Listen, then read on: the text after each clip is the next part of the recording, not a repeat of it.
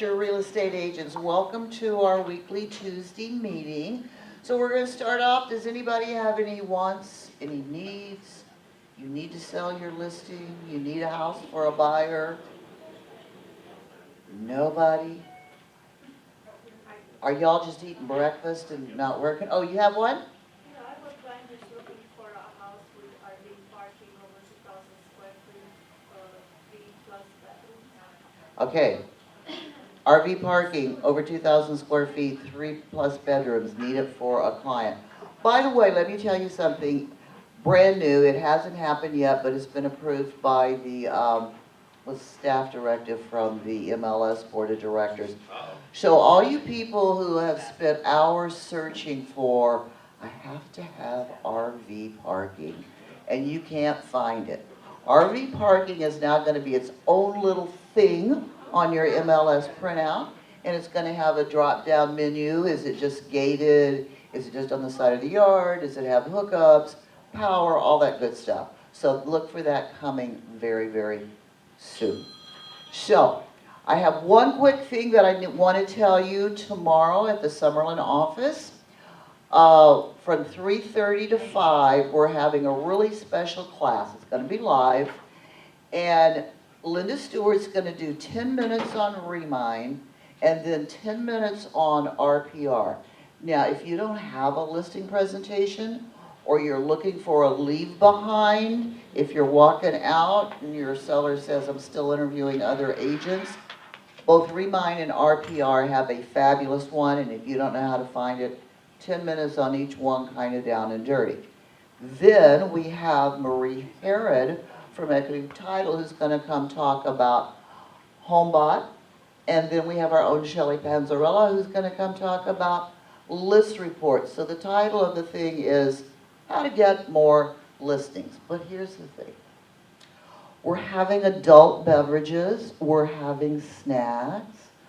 But we have no RSVPs. Well, we have a couple, but not enough to make it worth Shelly and Marie's time to drive all the way out to our office and go pay for the food.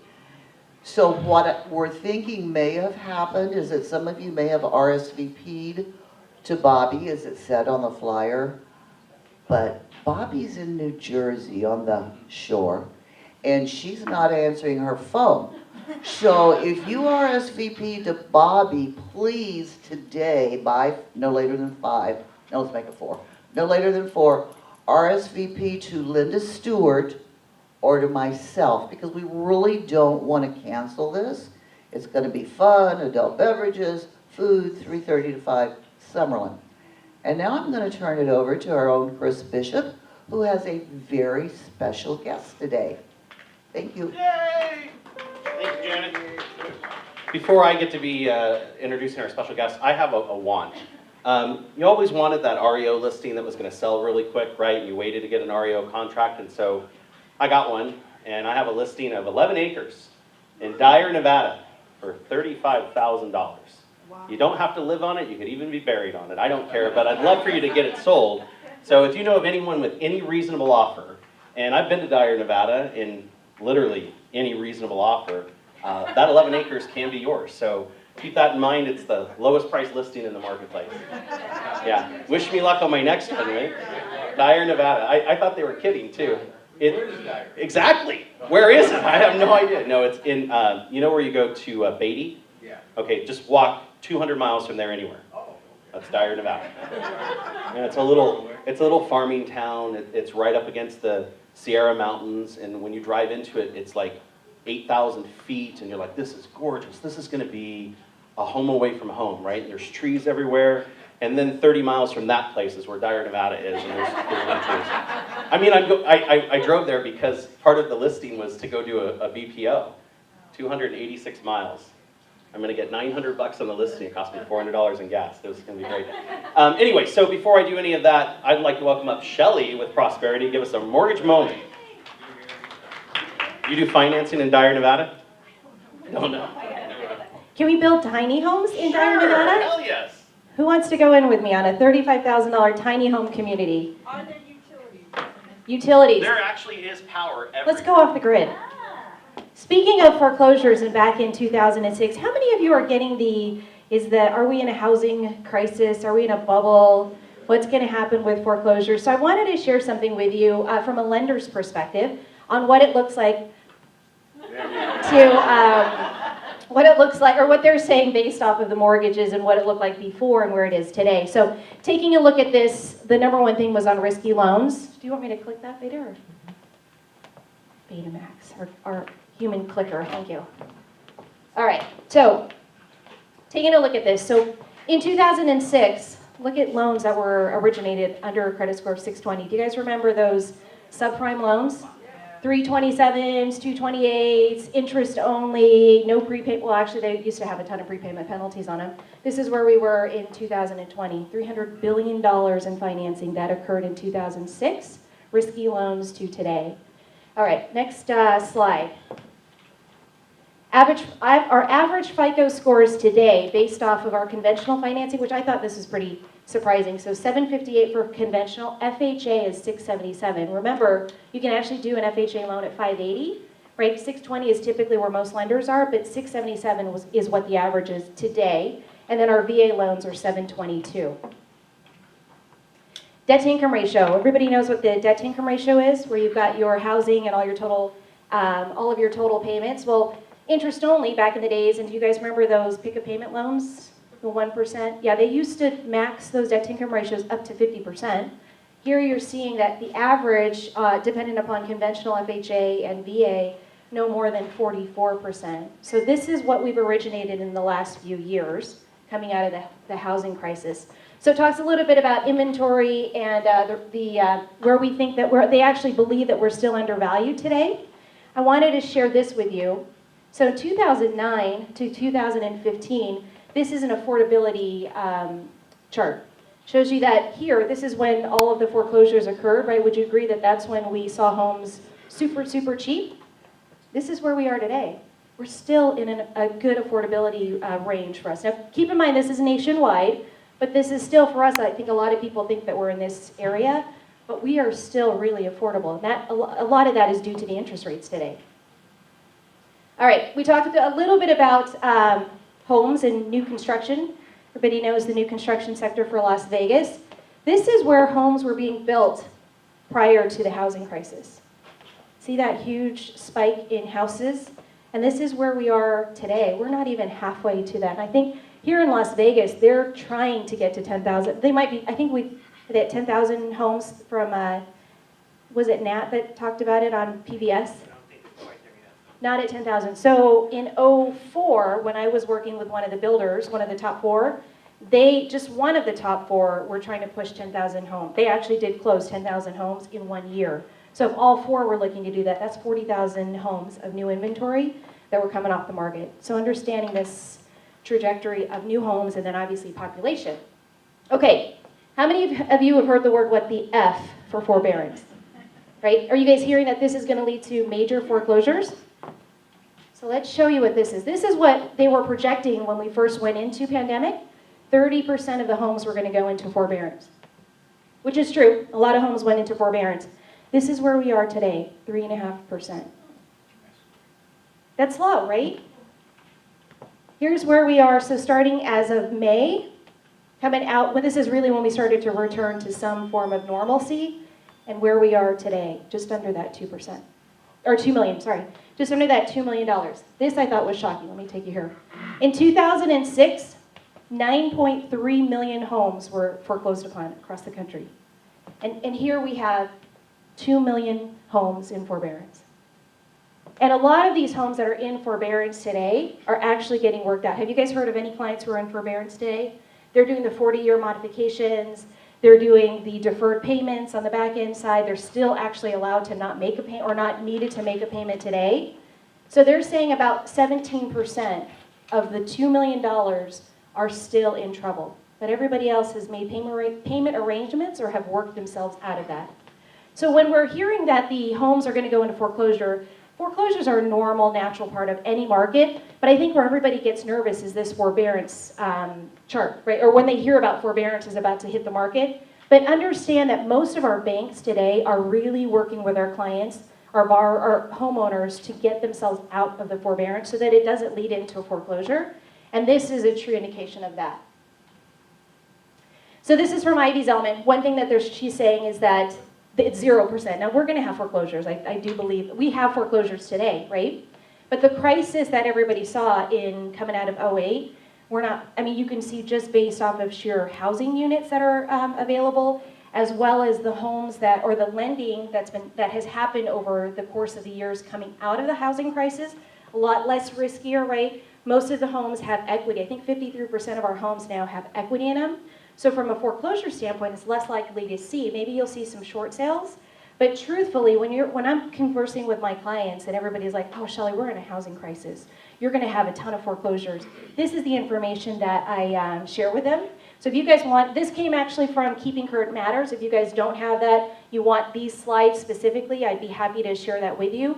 And then if you have any clients that need to kind of walk through what it looked like before, I'm happy to go through that with you. Any questions at all with these slides? Mortgage-related questions? Good information? Awesome. That's all I got. Back to you. Thank you, guys. That was the best mortgage woman ever. My only REO is going to be that crappy land listing. So I want to welcome up the best attorney in town, at least the one that answers my phone calls, Mr. Dave Sanders. Let's give him a round of applause.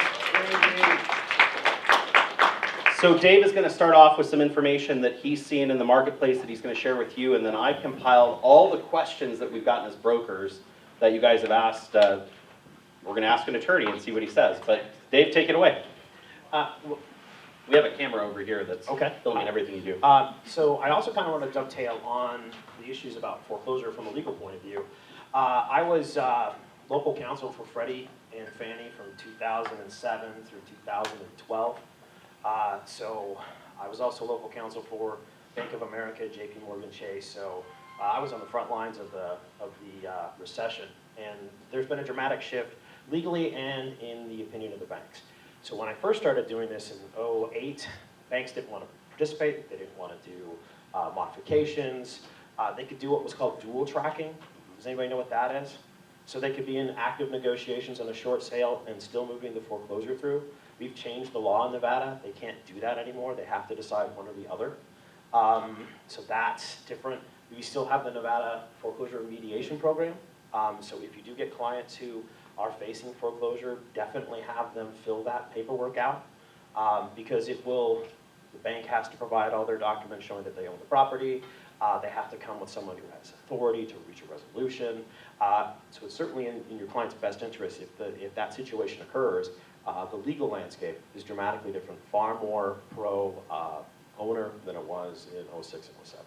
So make sure that if you're dealing with someone like that, that they are aware of their local rights that, not necessarily that the nationwide lenders will be aware of. And the lender has no obligation to tell them about the mediation program. It comes with paperwork when the foreclosure process starts. So, that's where they would find that information.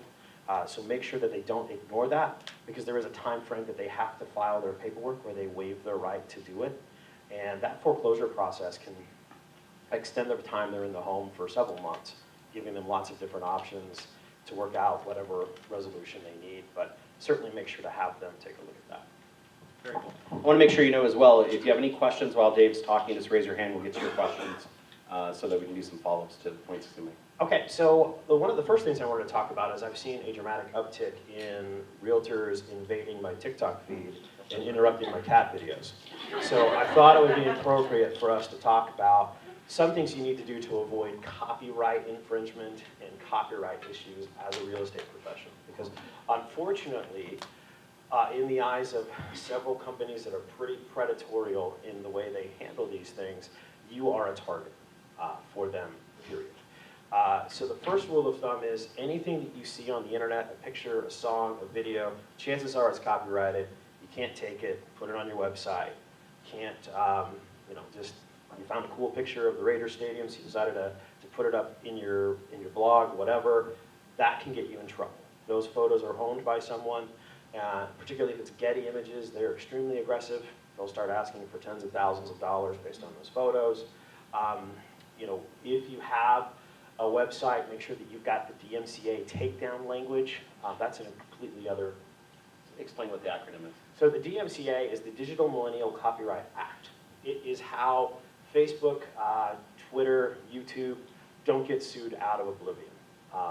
For example, if you've ever been on YouTube and then you want to get home and you decide you want to share that righteous Justin Bieber video with all of your friends, and it's gone, and it says removed by request by the copyright owner. So what the DMCA does is it creates what's known in the legal world as a safe harbor. And what that says is if you get a notice, so for example, someone emails YouTube, they've got a specific link, it'll say DMCA compliance at the bottom of the page. I think the only stuff that the lawyers actually read at the bottom of the website. But that's where it is, and it has very specific language when you send an email. You say, hey, I own this. It often happens with people stealing movie clips or sound, and then adding that to other, they'll take an audio clip from like a movie, and then the owner of that comes down and says no. And so what happens is YouTube, Facebook, if they act diligently and remove that, they have no liability. They can't be sued for a copyright infringement. And when I was at LVR, we got really aggressive with this, and it was our position that since there's the IDX feed, you're providing data out to the internet so that you have the coverage for the Dmca takedown. And so we did that for several years. I acted as everyone's agent. We filed it with the trademark office. Fortunately and unfortunately, they changed the rules on that. They don't allow one person to act as an individual agent. It now requires each brokerage or individual to do it. The upside is it'll take you 16 minutes and it'll cost you $40 for 4 years worth of protection. So they've actually made it, I know it's hard to believe, but I'm going to actually say the US government made something actually easier for us to do. No one was more surprised than me. So they have that. And so if we want to, I can come back and we can walk through what language needs to be on your website so you have that protection. It really is also a great way, it just kind of discourages trolls who will go through and look. There are, and this is completely separate issue than, if somebody steals your listing photos, which we can talk about in a minute. Yeah, definitely. This is something completely different. This has everything to do with federal copyright law and has nothing to do with MLS rules. So if I'm on Facebook and I see a video that's on there and there's always the share button to share that video, it's okay because I'm sharing it from the point I received it from, right? But if I just take a video somewhere and I post it, and I don't give any credit to who it was created, that's where I could get in trouble. Well, so credit is one of those interesting things. So I see this all the time and it makes me laugh. Someone will steal a video and they'll say, I don't own the trademark to this. Congratulations, you're an honest person. You're still ripping someone's off. There's no, it's not kindergarten. It is, did you, push somebody down on the playground? Yes, okay, well, we'll go lighter on you. It doesn't work like that. It's very nice that they don't want to be dishonest, but all they've really done is admit that they're violating copyright laws. So I don't really see the benefit of that. So it depends. So I hate to give the lawyer an answer, it depends. So I have to give you a couple of scenarios. If you're sharing like a video that you found on Facebook within Facebook, Facebook has the job to deal with all of this, okay? If you find the video on Facebook and then you go ahead and say you post it on your own website, that you could have some potential issues. If you're, want to talk about what the governor's decision and the Raiders' decision about tickets, and so that you go online and you find a picture of Allegiant Stadium somewhere random in your Google pics and post it up there and say, what do you think about this? You could get in trouble there. For example, TikTok has specific music that you can use, and those have the rights to it. So if you're hiring a marketing person, if you are going down that road, you want to make sure when you're dealing with your marketing people that they have this in their contract. You're going to want to make sure that they will be indemnifying you for the video, for the music, and there are all kinds of places you can get generic license for these kinds of things. This isn't anything new, that your photographers or your drone people or your marketing people, they should be on top of this, but you'll want to double check in the agreement that there's an indemnification provision that they're going to take care of that. And then you can just ask them, where are you getting the music? Where are you getting this kind of thing? If it's a reputable company, this isn't anything new. If you're hiring your nephew, you're probably going to run into trouble. So unless they're a professional. So I'd be careful with that. So it really is making sure that if you're going to do these kinds of things, you have the rights. And if you want to build your own website, that's absolutely fine. There are places that you can go, Shutterstock, all kinds of websites where you can buy those photos and have the license for them. It's kind of like in the MLS, there's the 3 photograph licensing agreements, depending on what interest you want. It's the same type of concept, just with your private website if you're building that. So let's talk about my listing photos. I take my listing photos that I paid for, I put them onto the MLS, and of course, companies like, I won't name a company, a website pulls those information. They have the ability to do so because of my agreement with the MLS, but if another agent who isn't the listing agent takes my photo and markets my property, they violated my copyright or LVR's copyright? It depends. And I don't mean to be snarky, but so first of all, it is an MLS rules violation. I think the fine's $500. So there's that, so we'll just kind of set that aside. There's also the copyright, and the reason why I have to say it depends is because it depends on the nature of the license that you got from your photographer. For example, there was a massive lawsuit about 5 years ago by a group of professional photographers against Zillow. Because in their licensing agreement, they said, we will only allow you to use the photos for the original purchase transaction, okay? And what Zillow was doing is they were taking those photos and using them for their subset entities, their apartment websites, those kinds of things.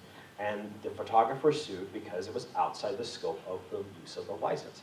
So to answer your, so if another agent takes your photos and posts them, it is an MLS fine, you know. Not if they do it by their IDX feed, but if they take it personally and put it, okay. Yeah.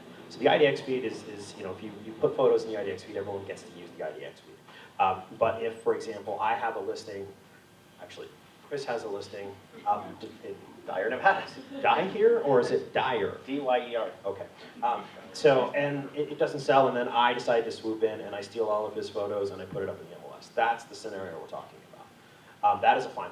It also, depending on the photographer can sue, depending on the negotiations that Chris had with the photographer. Typically speaking, and that's why we have 3 licenses, because the more control you have over the photos, the more it's going to cost you. Sure. You'll have to decide under your business model if that's worth it. But that's the scenario that we're talking about. So there's multiple layers of liability. So this one actually came up the other day. An agent, not ours, took a listing that we had sold, relisted it as a new listing for the new buyer that had bought it, and they used our remarks. Like, we had a whole paragraph of the best worded, best written, like Shakespeare in a sonnet about this property, and they took it and they used it again. Is that a copyright infringement? It depends. I know. Okay. Well, part of where this gets tricky is copyright laws come into when the advertisement goes into what's known as, quote, the stream of commerce. And so there is a genuine question if, for example, was the agent-to-agent remarks, is that really in the stream of commerce? Because that's not available for everyone out there.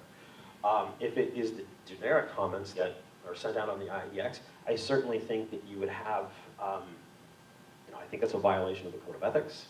I don't know if it's necessarily a copyright infringement, mostly because you'd have to take it to federal court. Okay, It's not necessarily, you know, this would be something. Only the attorney's smiling. Thank you. We appreciate that. If this is an actual issue, I would suggest speaking to someone, perhaps in this room, who is on the MLS board of directors. I'd rather go to federal court. So, So let's go to a different train of thought on the same idea. So if I'm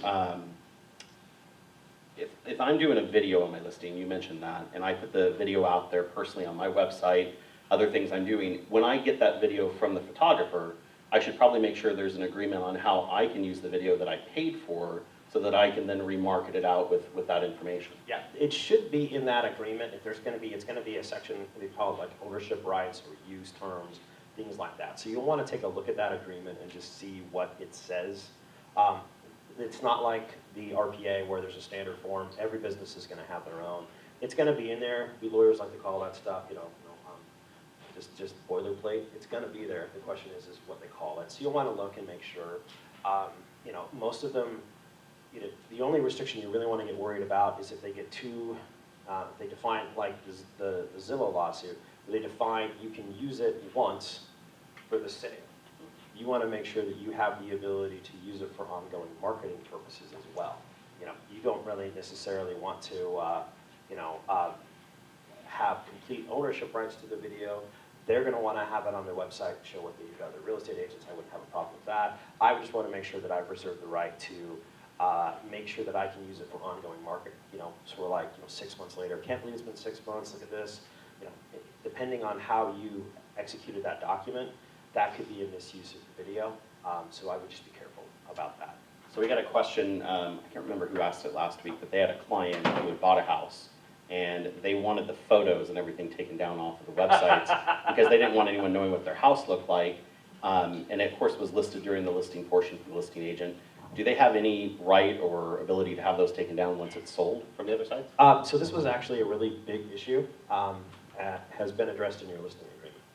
Okay. So two stories. First, this is a common issue. When I was at LVR, people would call and I would have to politely tell them that, thank you for thinking that I control the internet, but I do not. And so now there's language in the listing agreement that says, hey, this is gonna go out there, we have no control over it. We also have the language in there that the seller or buyer has no ownership interest in those photos. They are the property of the listing agent and the listing brokerage. They are not the property of the parties. So there's no legal standing for them. If they want to go out and write letters to Zillow, knock themselves out. But you don't have to do that. The other story was back a few years ago, I don't know if anybody remembers, Senator Harry Reid was selling his house, and someone sent the listing photographs to a right-wing website, and then they put out an article saying that based on the dimensions, Harry's injuries could have not been caused by the exercise bands he was using, but rather it was a drunken brawl with his brother. So the board of directors told me to send a cease and desist letter to this website, and it was my one and only time because they posted my letter up right on their website. This was the only day that I was the lead story on Breitbart. Awesome. Any questions on copyright infringement or anything to do with that piece that we talked about? Yes? Quick question. In the past, I've taken real estate articles, and instead of just sharing the link, which doesn't get as much exposure on social media as I've used photos from the Review Journal, giving attribution to the photographer. So just to repeat for those at home, about using articles that you get from the RJ or other sites and posting them for your feed. Yep. It's like my high school book report. So you can potentially get into trouble with it. It depends on the news organization. For example, NAR has no problems with you sharing their articles. You can't change them. You have to give credit, and you can hyperlink it out and do it that way, and NAR has no problems with that. I don't think LVR has any problems with that. Where you're going to get in potential issue is other outside media. And most media companies, they don't have to let you do it, but most of them do it because it's a good business practice. More people are coming and looking at the site. It's kind of like if you're into like science fiction and those kinds of things. There's lots of they call fan fiction, that kind of thing, where people decide to go home and write stories about Star Wars in their free time. Could Disney sue them out into oblivion? Absolutely. They have no right. But from a business point of view, why would you want to sue your rabid fans who wait out and watch the movies? So they don't do that. So it's a business decision. Legally, giving credit, sending the hyperlink, I don't think you're going to have a problem with major news industries. It would be a question of where you're getting it. And then the other thing always is if someone sends you a cease and desist letter, and if you have the Dmca Takedown language, the solution is we take the link down. And we say, thank you for bringing it to our attention. We've taken the link down, and that ends your liability. If you don't have the Dmca language, and you get that, you're going to get a demand for money. And just taking it down isn't going to necessarily be enough, particularly if those photos are images that are not owned by the RJ, they're the Getty, or they found them other places. You could run into some potential problems there. Cool. All right. Do you have anything else that you wanted to share before we go into the questions? Sure.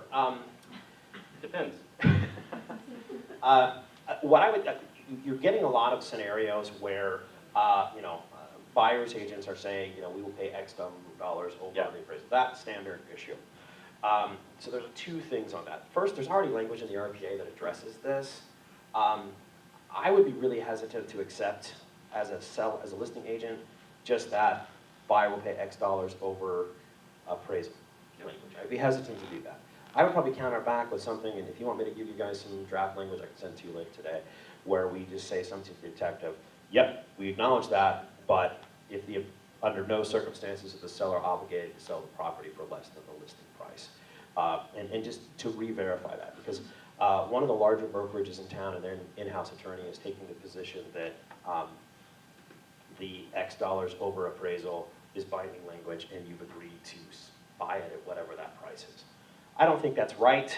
I don't think a judge is going to agree with it, but I really also don't want to go spend the next 3 years litigating it to come back with an answer. So we put out a number of posts from Brandon for sure that the idea is that the wording is not enough. You need to actually fulfill the entire parameters of what happens, what if the property doesn't appraise, and just like Dave said, renegotiation. It used to say in the contract before we changed it that any difference would be renegotiated. It still does. Well, it says the appraisal contingency, I have to act as the buyer. I have to ask for you to do it. It doesn't mean the seller has to negotiate. My time frame passes and my appraisal contingency is over. Yeah, there's language in there that addresses this, but because of this market, some people are taking the aggressive position. And let's be honest, if I was a buyer's attorney, I'd make the aggressive position too, because look, yeah, you're gonna tell me that, the contract says that, but, if I've got $1 million, I'll just slap a Liz Penance on the property and sue you, which means the seller is not gonna be able to sell that house.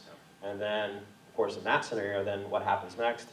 The agents, the brokerages are always sued the next step. Because we have insurance. Because you have insurance, and lawyers know that. So it's much better to be aggressive up front and address it, because that could be a potential issue, and make sure that you're addressing it.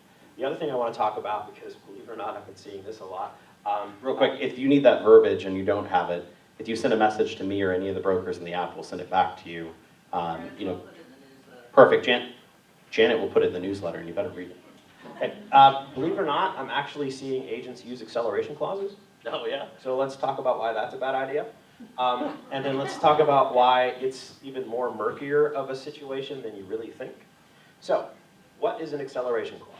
Now, that is not what you have in your mortgage, which means when you default, we accelerate and all of your payments are due. That's a loan acceleration clause. This is the acceleration clause in a real estate transaction where they say, I will pay X dollars over your highest and best offer. So here's the fun part. Are they illegal in the state of Nevada? Nope. No, they are not. Okay? So this is where it gets murky. There's no case law saying they are a bad idea. What you do have is an opinion by the real estate division. And the real estate division's position is, we don't think these are ethical because you don't treat all parties honestly. And so we feel it is a violation of NRS 645. Now, don't get me wrong. If anybody decides to sue on this, I'm going to pop popcorn and sit in the back of the courtroom and see about this, because I think it's a legitimate question if the real estate division has the authority to do this. Now, no one has challenged that because it is legal in the state of Nevada. They are not a legislative body. They don't get to make law in the state. But they're saying under there. So here's the crazy thing. If you put an acceleration clause in your contract and say your buyer demands it, they're from another state, they're legal in my state, do it, you do it. Guess who's not going to get in trouble? The buyer or the seller, because it's not illegal. The only people who can get dinged for using an acceleration clause are the agents. Oh, and by the way, if you're a seller and you accept an offer with an acceleration clause, guess who's also violating NRS 645? So if you are a seller's agent and you get that kind of language, you need to go speak to your broker. Because in the 3 scenarios I've seen in the last month with this, the sellers' brokerages are 3 of the top 10 in the valley. And you would think they would know this. And when we were walking through, what to do on this, the client said, well, what's going to happen? Is the seller's agent's going to file a complaint against me? I said, well, they could, but then they'd be admitting liability because they accepted the offer. They didn't call up and say, this is an acceleration clause, we can't accept this, you need to take this out. They accepted it, so they're on the hook just as much as anybody else. So one of the things that's important about this, and I think it's the reason why you could get in trouble, is the real estate division isn't the one who's going to decide if you violated it, it's the commissioners. Yeah. And the commissioners have already decided that in previous cases, that they saw the agent violated fair dealings. And the scenario in which they accepted those offers was not fair, and so that agent lost their license. And so I think the bigger question is this property deal worth you losing your license even in question? If you make a great income from this business, if you want to continue to do it. But again, to your point, the seller says, I just want the most money, and the buyer says, I'm going to give you all I got, And we've seen this like go crazy, like $10,000 above your highest offer, and someone throws in a crazy offer because they know this clause is there, violation of fair dealings, right? You'll get it, and this is also an opportunity for you as agents to realize when you are dealing with out-of-state clients, real estate law is very state-centric. There's not federal real estate law that governs the entire United States. Nevada is unique with what it does. Does it do certain things like its neighbors? Absolutely. Does it have its own crazy, wacky stuff that is nowhere else in the country? Absolutely. So if you were dealing with all three of these scenarios dealt with clients from other states where acceleration clauses are legal, okay? And a relatively newer agent, or in fact a couple of experienced agents, who just didn't know the answer. So anytime, here's a red flag for you, anytime a client from another state says, this is legal where I come from, you need to go and find your broker. Because Wherever they're at. yeah. Preferably not screaming, but if you want to wave your hands up in the air, that's totally fine with me. So you need to make sure you do that because they're so different. For example, I can always tell when I get a client referral and they say, well, they're uncomfortable with having a real estate agent handle the transaction. They want you to look over everything and they want you to sit with us and close it. And I say, which part of the Atlantic coast is your client from? Because they have, there's certain states that have attorney closings, and you get those people out here, and they kind of lose their mind that that isn't happening. For example, California, you get a lot of California clients coming in. They're going to look at your contract and say, it's so small. Where's the mountain of paperwork? We don't have that. It's it's a Western thing. We don't need it. So make sure that you're having that conversation and addressing that. The hard part for you also is you can't say, this is. We don't allow this in the state of Nevada. You got to be very careful so you're not practicing law, which is why we go to the broker.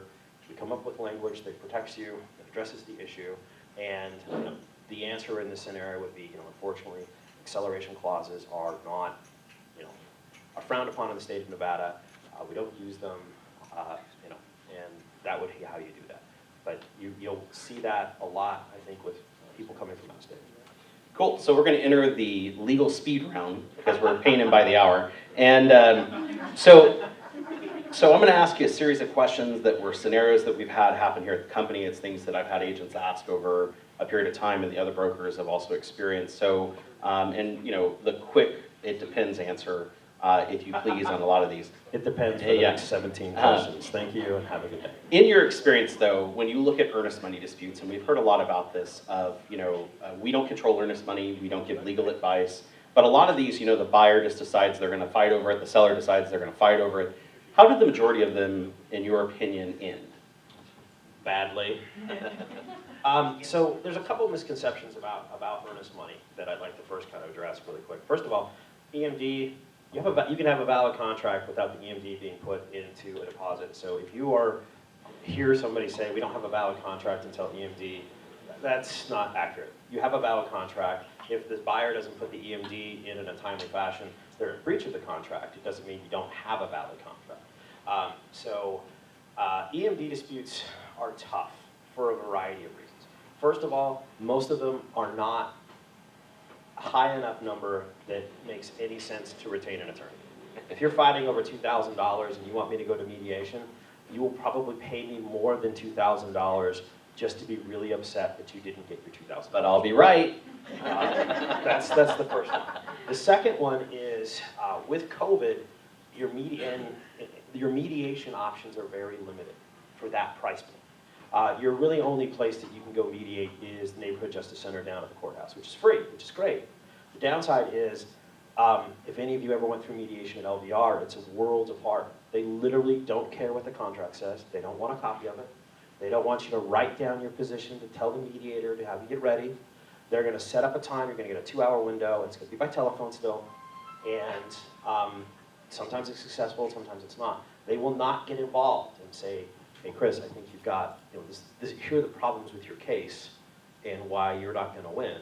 Hey, Dave, this is the problems with your case, that's going to win. They're basically going to say, Chris, tell us how you feel. And Chris is going to tell us all how he feels about the EMD and how he's entitled, and I'm a horrible person. And then they're going to take a break on the phone and say, okay, great, Dave. And then I get to tell Chris how much of a horrible, money-grubbing, evil person he is because he won't give me back my earnest money. And that's the rounds. They may bring you apart to say, do you want to make an offer? Do you want to do anything? And then what you'll usually have is somebody say, okay, well, I'll let Chris take $500 and I'll take the rest. And then Chris counters with, well, Dave, you get $500 and I keep the rest. And so it can get really, really difficult just because of the way the mediation is run. It's a free service, you can't really complain. And then if you want to hire a mediator, their hourly rates are anywhere from $250 to $600 to $700 an hour. And that's where EMD disputes are really difficult because most people don't put enough money down to make it worth fighting them. So the expedience to make money today may be the biggest motivator to get me out of this situation because I'm going to pay that in fees and attorneys and all the other great stuff. And then if the amounts are less than $15,000, you go to small claims court. That's fine. Even if you hire an attorney, you cannot get attorney's fees in small claims court. Even though the contract says it, they don't give it to them. So if you go to small claims court, yes, you can probably get a court date in the next 6 to 9 months. If you're filing for anything over 15 grand, it's going to take 2-3 years. So, it is in everyone's best interest to work out a resolution in the EMD. Love it. That was the short answer. It's in everyone's best interest to work out a resolution. Okay, so this has happened a few times. I know I've been in a deal where the agent on the other side has said this. Can an agent hold up closing for paperwork? Can an agent hold up closing for paperwork? Meaning the walkthrough is a great example. I'm not closing unless I get a copy of the walkthrough. Great question. I don't know if that's a good idea. I understand the need to have paperwork. I understand from a compliance point of view why that's necessary. I would be hesitant to hold up a transaction over a walkthrough piece of paperwork. Now, there might be some very, very important paperwork that you do need. For example, as a part of the request for repairs, they agreed that they would get 5 binding bids and they would pick one. If you don't have that kind of thing, that might be something that's worth it.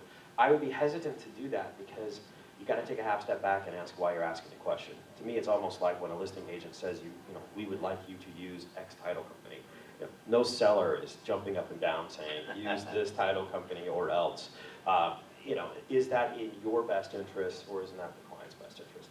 That's also going to be a very fact-based scenario, so I think you would want to run it by your broker before you decide. There might be a scenario where a certain document is warranted. For example, if the seller said that they're going to pay off the tax lien, when you're at closing, and you don't have that paperwork, that would be something that would be worth holding off on. So the answer to the point is the agent interjecting themselves in their paperwork could cause massive liability between the parties when they're ready to close escrow. Yeah. Like I paraphrase that? That'll be $100. Okay, I'm going to get to Todd's question right after this because it is a great question. Can a buyer hold up closing for repair? And so we've seen this scenario multiple times where the buyer and seller came to terms on a repair addendum stating what the seller is going to fix. They get to closing and they do their walkthrough and that repair still isn't done. And sometimes the seller's paid for the repair and it's just not done to the buyer's liking. Can the buyer or the seller hold up closing for those repairs? And I guess the answer is both parties could, but could the buyer actually do that to the seller? I'd be very hesitant if I was a buyer in this scenario because there is a misconception amongst realtors that the request for repair, that the repairs have to be completed before close of escrow. There is no language in the RPA that says these repairs must be done within X number of days.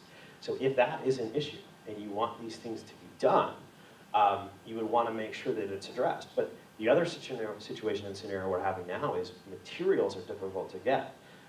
Contractors are difficult to get. Sure. It could be a scenario where the seller has paid the contractor, but the contractor can't get the materials for 6 weeks after the close of escrow. I don't know if I would want to hold off on that scenario because they're not acting in bad faith. This is just a market condition.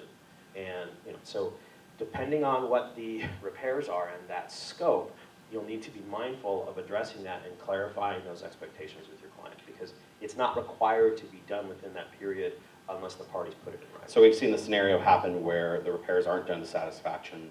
They've been paid for, they haven't been done yet. And the buyer says, I don't care, I'm not closing until it does. Buyer blows the close date. Seller now has a better offer because their home went up 20% in the month. And they now want to sell to that offer and the buyer has blown the close date. And we've seen some arguments come out, well, you didn't do the repairs I asked for, so you buy it. Okay, fine, we'll cancel the deal, you can have all your stuff back and I'll sell it for $20,000 more. So the point concerning would be that it's more important to close, get your property, and then you've already got an agreement over the repairs that you could, you know, hire a great attorney to fight for a lot of money. In that situation, you really gotta have your client, the buyer client ask, do you want the house? If you don't want the house, then, you know, maybe we can walk, maybe we can get your EMD back and go someplace else. If you want the house, you know, you can always later sue them for breach of contract. You said you were going to do this. Which I'm not gonna advise them on, but I'm just gonna give them their attorney options. And so, you know, there's ways to protect that right if it's a serious issue and if it's a serious concern with repairs. It's kind of like the SRPD. You don't waive your rights under the SRPD to bring an action just because you close escrow. You know, the SRPD lawsuits always come 1 to 2 years afterwards. Gotcha. And the way the contract works, if any breach of that contract, you'd have to bring a lawsuit. So, and this one I want to ask too. Yes, Jason. Oh, he's a lender, he can't ask questions. No, go ahead, Jason. How much does it help if the seller volunteers to buy the home warranty to protect themselves and stuff like that? It's certainly an incentive for purchase. Legally, I don't think that really would absolve them of their rights to do the repairs that they've agreed to. It certainly would be, you know, a cherry on top, if you will, but it's not like it's not get the out whole of jail. It would be a get out of jail card down at the courthouse. But if it was broken before they got the home warranty is not gonna fix it, so it's a nice gesture for sure. What must a seller disclose? And this has come up today, actually. Someone asked the question, does the seller have to disclose that they smoked in the house? Yeah, you could tell, right? But just asking the question of the attorney. Okay, so this is a scenario where it comes down to what is material and relevant to the transaction. For example, and this is one of my favorite stories that Jan, Holly, and I talked about. We went over this together. We were talking about, one of the AGs was there, and she said, I live in Queensridge. And Queensridge has a infestation of cute, fuzzy bunnies. They're everywhere. Is that material and relevant? No. But let's say I come to Chris, who's my agent, and I say, Chris, I'm embarrassed to tell you this, but I have a medical condition. I am certified terrified of cute, fuzzy bunnies. It brings me anxiety. I can't live anywhere near them. I need you to ask the seller, are there any cute, fuzzy bunnies? Now, all of a sudden, cute, fuzzy bunnies have become what? Material and relevant, because there's a need expressed by the buyer. So, in this scenario, do they have to disclose that they smoke? I don't think they do. You know, if a buyer has health concerns, if they have a genuine medical condition that smoke is an issue, then you'd want to address it during the request for repairs, that the home be clean, and here's the reason why. For example, there was a big lawsuit over a home that the sellers had a deathly allergic situation where they're horribly allergic to dogs. The buyer was blind and had a seeing eye dog and needed to take the seeing eye dog through the property to ensure that the property would work, the dog would be able to find a way around. The sellers refused because they had this allergy, and it went to a massive lawsuit. And the solution was, you're gonna have to make accommodations. Seller, you're gonna have to get out. Buyer, you're gonna have to do your thing. I'll probably split the fees to clean it and come back. So those situations can become material and relevant. Issues that you don't think are a big deal can be. If you run into anything like this, the answer is, of course, go straight back to your broker and we'll figure out the answer. Okay. So a couple of other ones on there, you know, old repairs that have already been completed. If they've been completed, do I have to disclose that they were ever there to begin with? I don't think so. The repairs have been completed and they've resolved the issue, I think you're fine. I mean, if you don't have to tell them that you've remediated the meth lab, after you remediate the Do I have to tell them how much income there was from it? I don't know if you have to tell them that you fixed the roof once. Oh, well, wait, unless Yeah, it's, hold on. it's on the SRPD, Yes. Yes. right? It would be on the SRPD if it hadn't been fixed. No, it says, has there ever been any roof leaks? You would say Water yes. leaks. You know, roof Has there was ever been bad a water leak is the only ever, but not if the roof is That's bad. right. Okay. Water leak, yeah. Roof was a bad example on my part, I apologize. He'll give me back $50 for that mistake. Shit, I forgot where I was going with this. What was your other question? Your question came up. Okay, so I'm closing on a property. My reporting date is set. It's closed. Okay, yeah. It's recorded. The property is closed, and upon recordation, the sellers don't move out. We're 2 or 3 days in now. Because they want their money. Sellers have not moved out because of whatever their situation is. In this case, they're waiting for another house to close so they can move to it. But they've never informed the buyer that they weren't moving. And the seller happens to be a real estate agent. So for everyone, everyone at home in TV land, seller's refusing to move out of the property and hasn't told anyone yet that they're not packed, ready to go, or leaving. And so, So now and seller's a realtor. buyers own the property. Yep. They're paying all the fees. They Yep. put all their money in. They can't access the property. They're paying for storage for their stuff because the seller hasn't moved out. By the What way, could the buyer do? this was on 60 Minutes, or whatever the show was, like 60 Minutes in California, where a buyer refused to move out of a property and it's been 9 months. I'm sorry, the seller refused to move out, it's been 9 months. And they're using the CDC guideline for It's it. a $6 million mansion in Malibu. So, you know. Anyway, go ahead. This is a relatively nice house in Las Vegas. It is signature real estate live right now. This is happening. I need to know what So the first thing that you would need to do is you would need to speak to your buyers and recommend they go speak to an attorney and figure out what their legal options are. Because technically, if the seller remains in the property without some kind of post-possession agreement, they are technically trespassing. They are squatters. Turn off the utility. Give them a roof leak. So technically they are. You would have to, unfortunately, I think the only real solution would be to begin the eviction process and evict them. You also, yeah, it's not fast. It's, unfortunately, you start the eviction process. Now, I don't, Wouldn't they be squatters at that point? They're not, because they're trespassing, they're no longer, they're not tenants. If you treat them like tenants, now you're going to You have could- to deal with the tenant landlord law you issues. could go down the road of squatter. You could do the civil removal under squatter, which might be faster than an eviction. That's why they need to go speak to an attorney for the very specifics of the scenario. But you're right, they have the civil way. I wouldn't do the criminal squatter thing. That takes forever and, Unless you you know. know someone. Well, the biggest problem, unless Metro's changed their policy, so if somebody is going to ask Sergeant Malcolm at any LVR meeting at the end of the month, Metro used to have the position that they would have to serve the warrant, they would want to have SWAT there. SWAT? Yeah. That would be fun. I saw that movie. And so SWAT team serves the warrant. The problem is that squatting is a misdemeanor. Yeah. And so the SWAT team goes on priority. So if there's a felony arrest or anything else, they're going to get pulled. The crazy thing is that the constables on the civil will march right in there. So no SWAT team at all. So that would be depending on the scenario. I think that would be one. What about the fact they're a licensee? I mean, you just said the seller is an agent. It's certainly a violation of NRS 645 and the Code of Ethics. You could file all of those things down the road. That's not going to help you get the property today, but they certainly have that. If they're having, they're paying storage, they're paying for utilities or rent other places, those are damages that they could sue the seller for, which is why they need to go speak to an attorney on the best way to resolve.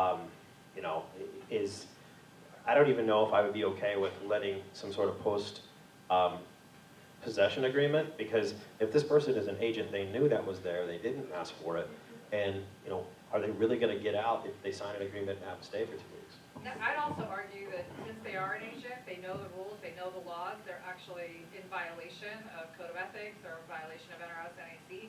I would make their lives miserable, and if anybody needs help with that, I'm happy. She's for hire, cheaper rate. You do have to be careful. You do have to be careful with that. Any kind of get out or I will do X, Y, Z You just do it. can be interpreted as blackmail in the state of we're not Nevada. blackmailing So you anyone, need to be we're just careful. doing it. I have a different spin on this real quick before we get a hammer out. No refunds either. So my question is around the agent's responsibility in this, because we're not attorneys, we're not the police, the deal has closed. What is our responsibility and what is too much on our part? Well, the first thing again would be in writing. You need to go speak to an attorney what your rights are. You can give them a couple of names if you want to. The state bar has a referral service. They can call the state bar and say, I need a real estate attorney, and attorneys sign up for that, and they give them a bunch of names. You can do it that way. Depending on price point, if they're a veteran, there's legal aid. There's lots of different options that they have.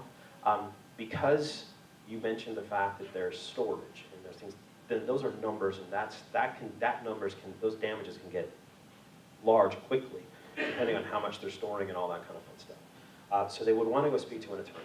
In my opinion, I think that's all you really need to do as a real estate agent. Say, you know, I can't force them to get out. I can't go kick the door down. You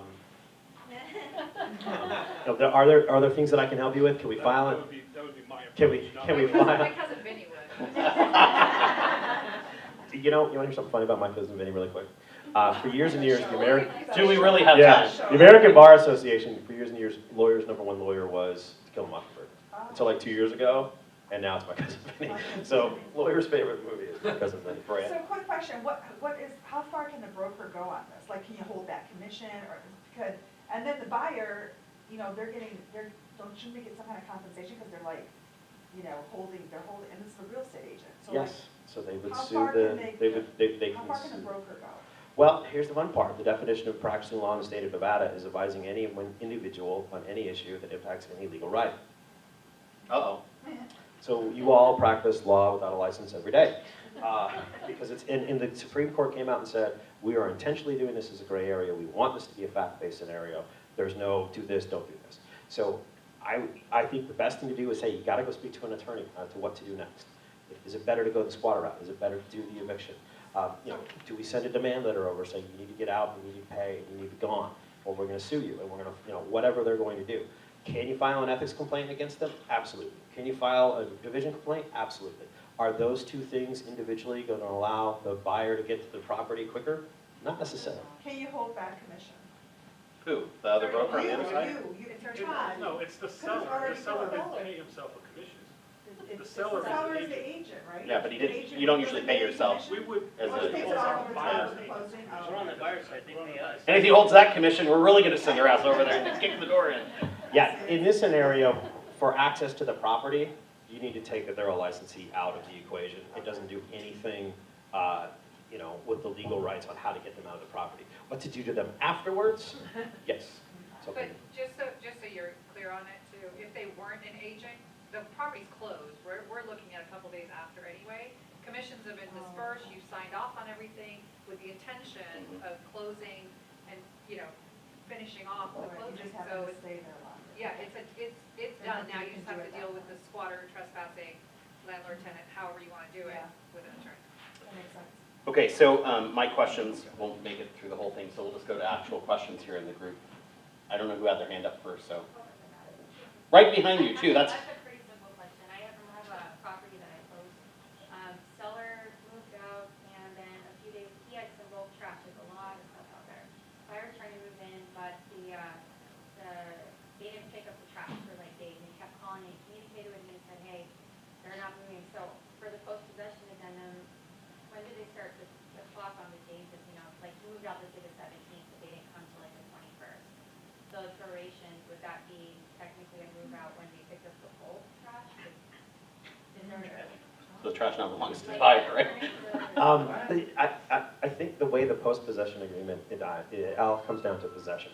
So if the seller has vacated, you know, and they left trash, then I don't think that they would have to necessarily pay them for that. You know, I think that would be a scenario where you would need to find out exactly the cost of having it removed and then demand the seller pay for it. But again, in that scenario, you want to be careful about what you're advising them after the fact. I mean, you know, I don't know. You know, if they just miscalendared bulk day and they picked it up a week later, I don't know how much your damage is. We just had the same thing with dog feces in a property that we just closed, and they left that shit behind, right? And so the interesting part was, they argued it back and forth, and the agent, which I think was a smart move on her part, our agent, she paid the $100 to have it picked up, and then sent the bill to the other party. They said, we're not gonna pay it, but in her mind, you know, it was the least that she could do with what happened. No one's gonna sue over $100, right? And the attorney's the only one that's gonna smile the entire time, and so most of them are gonna work it out, but Yeah. Happens a lot. The problem is even if you decide you're gonna take them down there, small claims, the filing fee is more than the money that they're fighting over. So. Oh, even better, right? So I want to quote on a listing for my investor, and I asked, is there a lockbox? And she said no, because you can just walk into the house, and by the way, there is a squatter, she's very nice.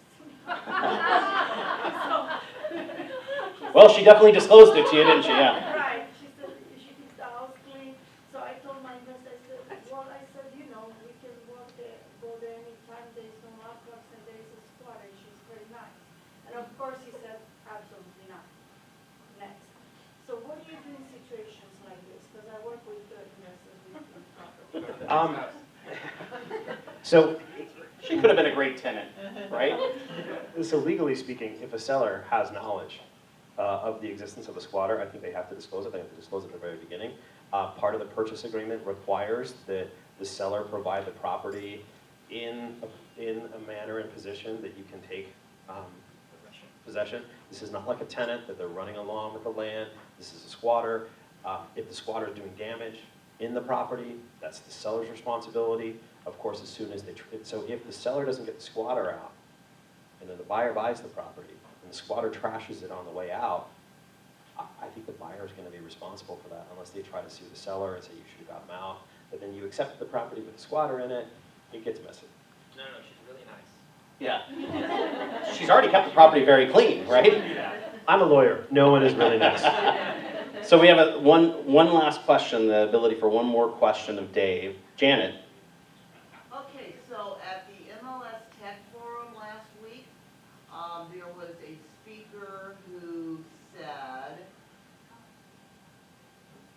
technology has made agents' lives so easy, but what they don't know yet is that their commissions are getting ready to drop drastically, and this was all kind of tied in with the DOJ conversation, so I'd like to get your take on that. Well, the DOJ thing is certainly interesting from what the Department of Justice has come out and said, that they wanted to continue investigating NAR. And I understand why NAR would say, well, if we're going to reach a settlement, you're going to go away. You know, I think the concern is the fact that the DOJ may be potentially looking at commissions. I don't have any insight into that, but if you wanted to talk about a way that would dramatically impact your business, if the federal government comes out and says, you know, the co-op split as it currently exists violates federal law, and buyers have to pay buyer's agents and sellers have to pay seller's agents, that would be a massive dramatic shift. Zillow, Open Door, any of those disruptors would pale in comparison to what that would do to your market. Because if you think about that, buyers have to pay their own agents, and that's a different shift. I mean, I'm sure at certain price points that's not going to be an issue. If you're in $1 million, $2 million home, people who want the professionalism, sure. You know, entry condos at 120, I don't know how they're going to pay for that. It's going to be very interesting to see what happens. To me, that's the biggest threat to your market, to your industry. Is, has technology made your job easier? Maybe, probably. If the federal government comes out and says that the commission split violates federal antitrust law and makes you change it, that is a bigger shift because, you know, agents who just represent buyers, that's going to be a massive shift in your business. Sellers, not necessarily. Buyers, agents, absolutely. One of the points that Brandon makes a lot is that in Utah, they are required as a state law to use buyer-broker agreements. And so you as a buyer's agent have to go to your buyer and sell them on the service you're going to provide for them. And I think all of us would agree in this market, a buyer's agent is working harder than you probably ever have, right? You're writing 35, 40, 50 offers for a buyer. You've shown every home when it comes to market, right? You know every piece of inventory because there's only 6. And I think the whole thing is that if there were ever a time for you to learn to perceive your value and share it with a buyer, now's the time. And hopefully it's only going to get, you know, easier. But I think one of the things you'll notice from all the brokers is they're here in the office teaching classes on how to sell your value, and they're not highly attended. But yet we're all concerned about how we're going to sell our value to a consumer. And so I would probably argue that, you know, take some time to go back and refamiliarize yourself with all those things and the reason that a client chooses you and all the things you do to go above and beyond. And another great resource we have here at Signature that provides that value to our clients is Dave. And so part of our broker's ability to negotiate on your behalf is that we have Dave as a resource for them to do that. So please, as you have issues, reach out to us so that we can use our hammer and our sledgehammer? Maybe? I don't know. Wrap it up, Dave. Last things you want to share? I'm a big fan of the BBA. I think you should use it. There's a lot of protections for you. It's designed to protect you. I would use it. Wrap that up for sure. All right, guys, thank you so much for your time today. We appreciate you. And if you have any questions from this meeting or any others, please let us know. Have a great day.